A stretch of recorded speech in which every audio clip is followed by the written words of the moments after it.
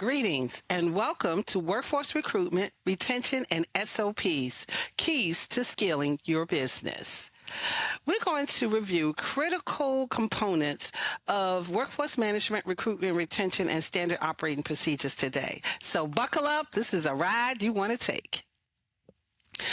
We're going to talk about people, workforce recruitment, retention, standard operating procedures, and then we'll go into summary and key takeaways. The goal today is to find out best practices, challenges, and ideas for moving our businesses forward in these components. Let's start with human resources in a growing business where we're leading people. My question is, as you think about this course since we started, what do you want to learn today?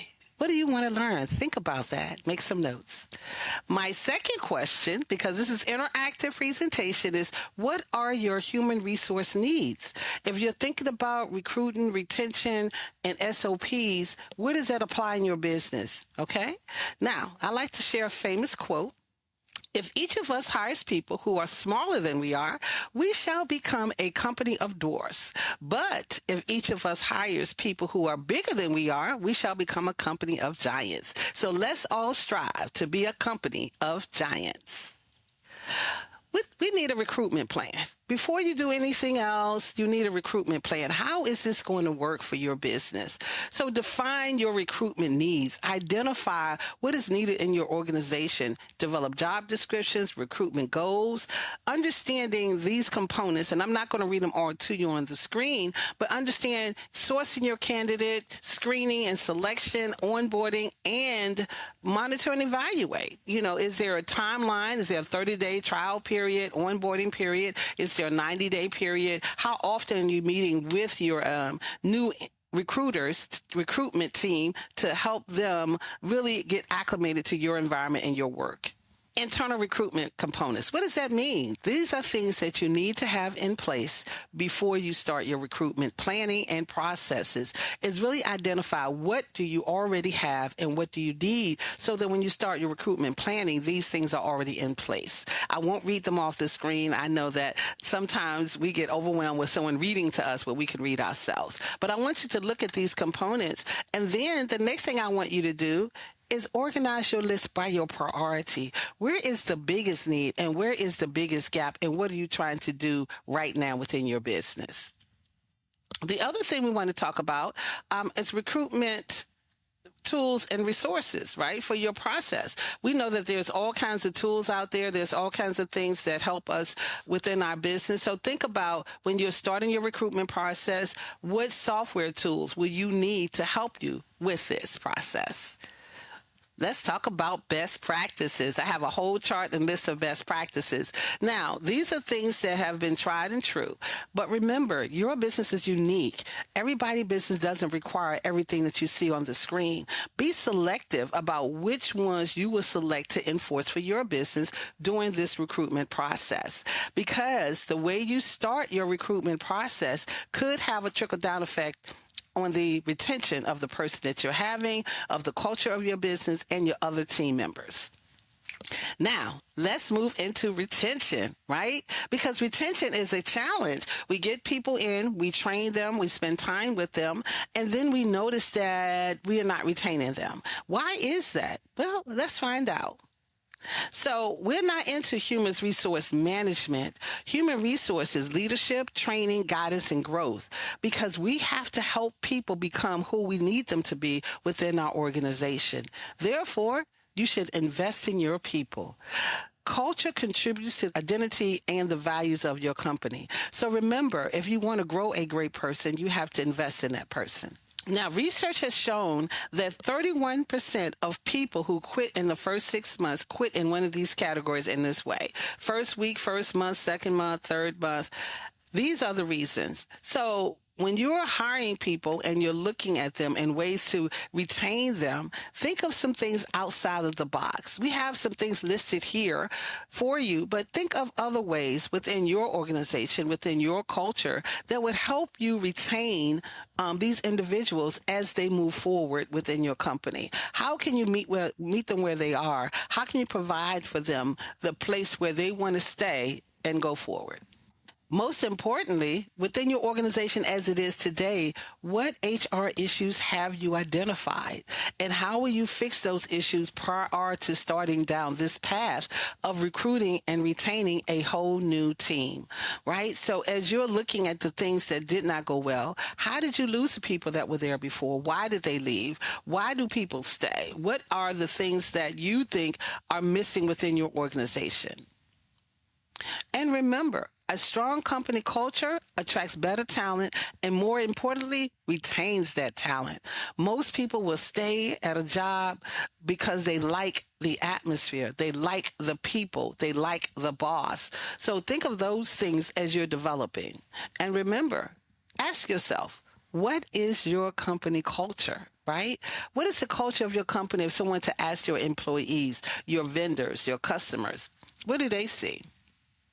Let's understand the importance of human resource planning. It's assessing the right number of employees required. Plans lays the foundation for other tasks, preparing for change. So if you're thinking of recruiting and retaining or trying to find new people for your team, make your team aware that this is where you're trying to go. Help them help you. Ask them where are the gaps in the company. Where could they use help? Where is the ball being dropped? Where are customers not being satisfied or pleased? And have them be a part of the recruitment process and also the retention process, since they've already proven and they're on your team that they want to be involved in every aspect and every facet of growing your business forward. Let them be a part of where you're going. And then ask yourself and your team, do you need to change the culture of your company? As you think about your company's culture, what does that mean for you? What does that mean for your team members? Is it the matter of an open door policy? Is it having a game room? Is it having stand-up meetings every morning? What is the culture of your business, of your organization, of your entity that really makes people want to be there? And remember, your team is your talent. You want to stay current on trends in your industry, in your team, in your organization, and keep your ego in check. One of the things that we, as leaders of our companies, have to realize, although we can do everything, doesn't mean we should. We have to learn to delegate so that it is not inhibiting us from doing the CEO role that we should be in. Not only that, we should involve our team members and our customers and our clients and our partners as we're going forward to help us with our strategies to ensure that we are meeting the needs of all those involved in our business. Now we're going to talk about standard operating procedures. This piece here is a little bit more in-depth than the previous two pieces. This piece here is more in-depth because it requires more work and it requires all hands on. And it's very important to the overall success of the things you want to get done internally and externally. Now, as you know, a standard operating procedure is a document that provides clear-cut directions and instructions as to how teams and members within the organization go about completing certain processes. And even though this may be an internal document, it affects your external, your clients, your vendors, and all your partners as well. And remember, old ways won't open new doors. So let's talk about some SOP development challenges, okay? Compartmentalized development. SOP should be an all hands on deck. When you're trying to create a process, everybody should be involved. The SOPs that C-level executive create really have a negative impact on the end user because they're looking at it from one view, and that is their view. And they may have goals and processes that they think should be in place. However, if they are not including the person that's doing the work, then it could be counterproductive. The same thing that could cause a ground level team member to create an SOP, but may have obstacles trying to push it up because the people above don't understand. Therefore, involve all stakeholders at all times. So when you're sitting down to create this SOP, please be sure to make a list of those that not only it affects, what a department should be included, what individual should be included, your highest level to your lowest level on your scale or your org chart. Now, one of the biggest issues is problem with accessibility, visibility, and centralization of information. Back in my day, when I first started this journey, our SOPs, our handbooks were all in a white binder, a 3-ring white binder. It was very big and it had all the information you needed to know about the company, the culture, the rules and regulations, and how to do your job. Now, granted, that was very useful during that time period. Most people now have binders they've never opened because it's changing. Now, I may be the keeper of the information. I may go in my binder and make notes about how rules change, and then someone leaves and no one knows where that binder is. No one knows where those notes are, or no one can read the handwriting of the person that put the notes in there. So it's very important to create a central location that is really automated, accessible, and can be updated and automatically footprinted. That Carol updated this event on August 4th, 1925, and then it went back and she updated again in 2002. She lived a long time, Carol did. But anyway, just to make sure that you can track when the changes were done and how they were training. So a lot of times they have automatic ways when you create a document to edit a document to automatically timestamp when their edits have been made. So make sure you include that in there, and that no matter what department that person in, they can have access to this SOP. Okay? All right. Lack of management and maintenance, another challenge, because you create it and then no one goes in to update it. So the first rule was whenever you send a letter to someone, make sure you send a carbon copy. Well, we don't do carbon copy. We CC on emails, but that's because we add the name in it. Back in the day, we had to put the name on the letter and actually mail the letter. But what if that has never been updated in the SOP manual where it's kept, or no one has gone in to update to change the names of the employees who are no longer within the organization, or to change the information of how you greet people, or the information should be included. So make sure that someone is assigned to reviewing and updating. And whenever you have a meeting about a change or a project or anything and how the SOP affects it, then you need to make sure that you're updating that and that someone is assigned to do that. Now, let's get into the planning, right? So you have to design your action plan, your strategic plan, your SOPs with intentionality. And that means, why am I doing this? And what purpose am I hoping that this was going to achieve, and who will it affect? So let's look at the different types of standard operating procedures. First, we have the step-by-step format. So the step-by-step format is the simple numbered or bulletin format. Okay, close the door, get in the car, go to work. It's simple, basic, straightforward. A hierarchical format is a little bit more in depth, and it may have step 1 that has A, B, and C, and then step 2. The example here says you may direct the person to enter their username, and then the next step could explain to them to do their password.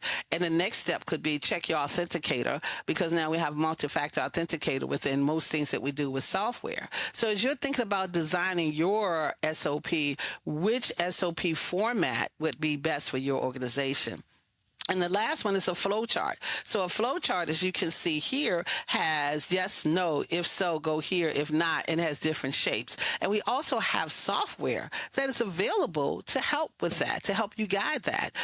And you should write out these steps before actually putting them in this format. But this may be required for those things that have multi-facets. For example, if a customer calls and they need help with technical assistance, yes, go here, no, go here. Or if this is a new client and they've never been seen before, then yes, go here, or no, go here. And multi-steps like that. Okay? All right. Now, writing your SOP. This is the fun part, right? Determine your goals, right? Okay, let's talk about the goals first. I want to write this SOP because I want my husband to close the cabinets. Just close the cabinets. So how do I get him to understand that, right? Determine the stakeholders and the creators. So we're going to work together to create an SOP for closing the cabinets. Define the end user. my husband, right? And my kids when they come to visit, and determine the scope and format of the SOP. So if I put it in a piece of paper, they won't see it. But if I put directions, closed cabinet on all the doors, they will see it. But is that feasible? And does that make sense? Is it a matter of getting a spring that automatically closes the cabinet? How do I help them help me, right? Then outline the SOP document and begin writing it. Review the written document, then a soft launch, test and tweak, and implement. Let's dig a little deeper, okay? So, when you're determining the goals of creating your SOP, before you even begin writing it, have a clear-cut answer to the question of why you are creating the document, right? How will this SOP allow employees and teams to work more efficiently? How will it follow your protocols and better serve your clientele? And how will it impact your company's bottom line? Right? Is this a financial impact or non-financial impact? Is this a growth impact? Is this a process improvement impact? Is this a productivity improvement impact? What kind of impact are you expecting this to have on your company? Now, as we talked about before, and I mentioned it, and I broke it out here, as you define and determine the stakeholders and the creators, right? So we know everyone doesn't have time to be in every meeting or part of everything, but every part of your business, every division should be represented by someone on a C level, a management level, a ground level, and the end user. And then decide who's going to write it. The person may write it, may not be a part of this internal team. It may be someone externally that's helping you pull it together. But make sure that you have co-creators on there so that everyone has a say on their vision of how this thing should be done. And the larger your company, it can be challenging because there's so many levels of management and individuals. However, it is very important to make sure that each level understands the importance of writing this SOP, and as we said, and how it impacts your company internally and externally. Define the end user, right? And so that means not just thinking that John, my husband, is going to close the cabinet. He's not the only one. I have 3 grown children, a granddaughter. They all go in the kitchen and they don't close the cabinets. So how do I help the end users, not just one, to understand the importance of this standard operating procedure to close my cabinets? And then renaming and remaining laser focused, right? Remaining laser focused, which means don't get off on the tangent about now I want him to close the refrigerator, I want him to close the oven. Let's stay focused on this topic so that you can finish this one SOP, and if need to be, you can go back and get more. And make sure you use correct language and terminology that people understand. I have top cabinets and bottom cabinets. I need you to close the top cabinet because I hit my head, and my bottom cabinet because I hit my knees. Be specific as you are developing your SOP. And explaining certain terminology that others may not understand, and making sure that you include a glossary in your SOP if you use a lot of acronyms. And we know that sometimes people use acronyms when they're talking as if everyone understands what the acronym means. Okay? Now, determine the scope and format, right? So we talked about the formats of it. Now let's talk about the scope. You know, the best course of action here is to go with the simplest format necessary, right? So what is the simple, most direct format and process for your organization? And each SOP should have its own format. You don't have to use one type. It depends on what you're trying to accomplish and how many steps are involved, right? Okay. Now, this is writing your SOP, and here are some components of the SOP. You have a title page, table of contents, preparatory information. Now, this is who helped prepare it, when was it prepared, and what were the circumstances before it prepared. And this is mostly for the future. So then when someone goes back and reviews that I set up an SOP for closing the cabinets, and now AI closes the cabinets, this SOP is no longer valid. You can walk in the kitchen and say, close the cabinets, and they would close. I'm really hoping someone comes up with that. But as you're thinking about it, so when you put the preparatory information in there, it helps the person that's looking at it in the future say, okay, this still does apply or it doesn't apply. What methodology and procedures did you use? You want to be as detailed as possible, because remember, you're creating this for the end user, for the whole department, but you had different stakeholders involved. So who were they? And what was the quality control and assurance? How did you ensure that this was correct at the time this was developed? And what was the controls that you put in place to ensure that they stayed within the parameters of what your business requires? And as I said before, a reference and a glossary. So these things are very important, but you can choose and select what you want in your SOP because this is for your business. And as I stated, every business does not require the same things. Okay. Review the written document. Now, please know that the people who wrote it should not review it because we have a tendency to read what we want it to say. So we want to review it for accuracy and cohesiveness and comprehensiveness before you send it to your final person to read it. And you want to take notes of any questions or concerns or issues because you're doing this as a group. And you want to welcome end users' advice and suggestions. So as you're putting this together, now it's time to review this document. And I'm saying, John is saying, okay, I'm gonna close the cabinet. Sometimes I just forget, but I'm gonna make an effort to do it. And maybe you should put a little alarm that screams, I'm open to him to catch his attention. I don't know. But in this SOP, this is where we would decide what that looks like. Okay. Now, we've written the SOP, we've gotten approval, somebody's ready for us, we put it together. Now we have to train the end user. Now, even though the end user has been a part of developing it, doesn't mean they know how to execute it. So you need to develop a well-designed training system that will prevent training events from falling through the cracks, right? So most of the time, we assume that people learn a specific way based on our own experience. So we have now so many ways to learn. We got virtual learning, we got online webinars, we got downloadable learning, we got written learning, we have in-person learning. But how does your team member learn? How does your end user learn? How does the persons that are going to be involved with this particular task learn how to learn this SOP and how to execute it? So that's what you need to do, is make sure that you do a survey to ask the individuals, how do you learn? And how do you know that this information is sticking and that it makes sense at this point, right? Okay, so testing.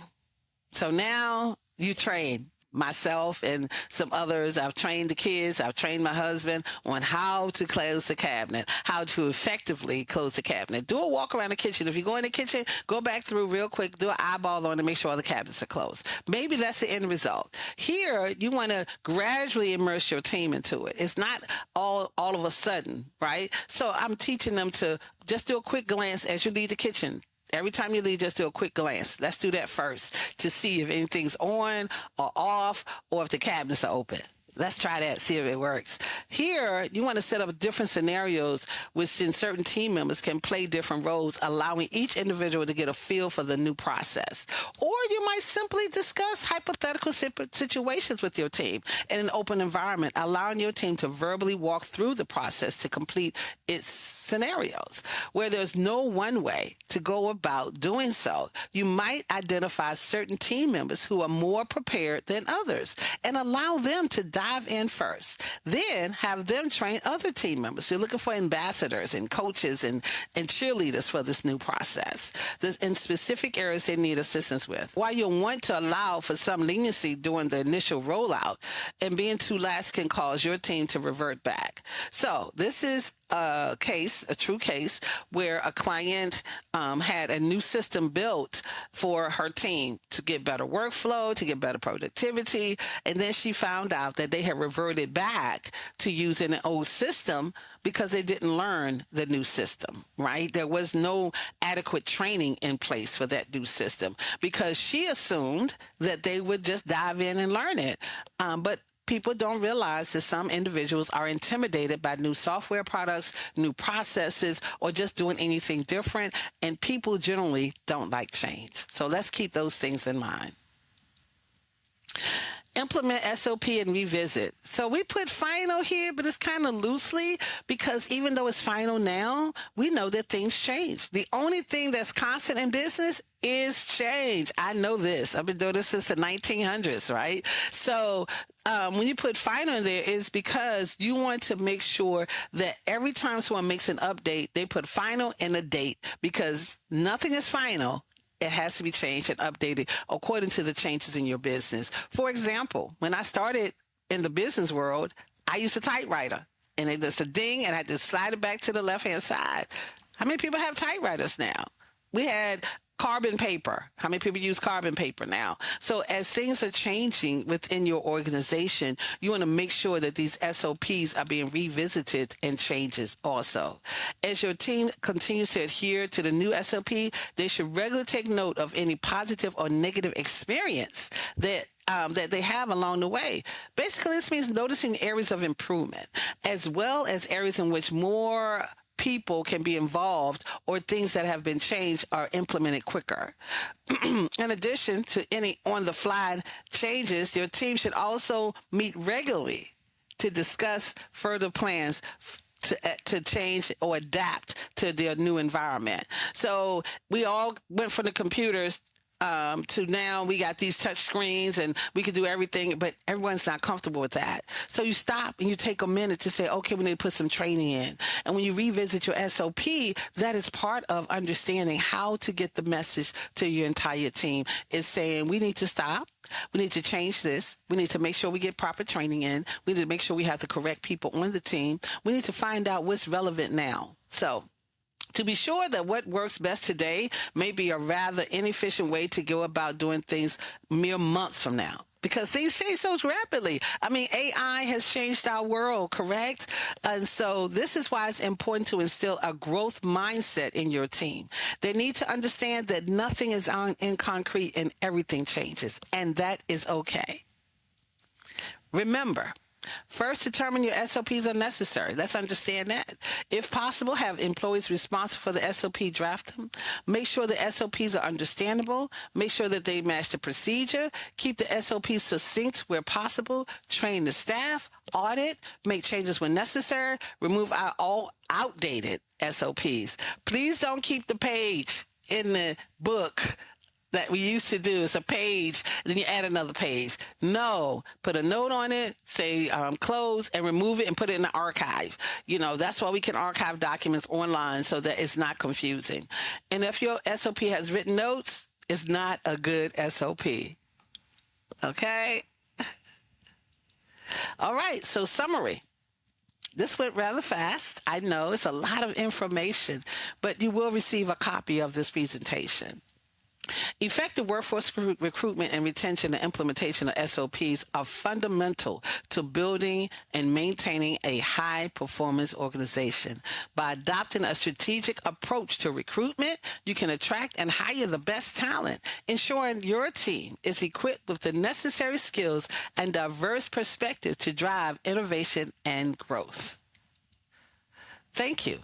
I appreciate it, the time that you've given me, and I want you to make sure that you have these key takeaways. Effective recruitment and retention, attracting and retaining top talent, and standard operating procedures are very important for the growth, sustainability, and scalability of your business.